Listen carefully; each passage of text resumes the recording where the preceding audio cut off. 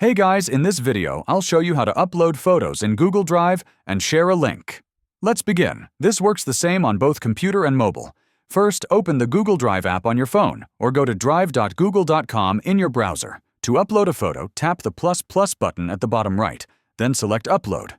On mobile, choose Photos and Videos. Now pick the photo you want, and it will start uploading to your drive. On a computer, simply drag and drop the photo file into your Google Drive window, and it will upload automatically. Once the upload is done, find your photo in Google Drive. Right-click it, or tap the 3 dots on mobile, then select Share. In the Sharing menu, tap Copy Link. Before sharing, make sure to adjust the permissions. By default, it may be restricted, so click Anyone with the link if you want others to view it without signing in.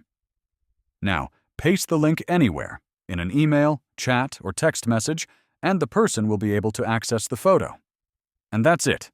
That's how you upload photos in Google Drive and share a link. Thanks for watching.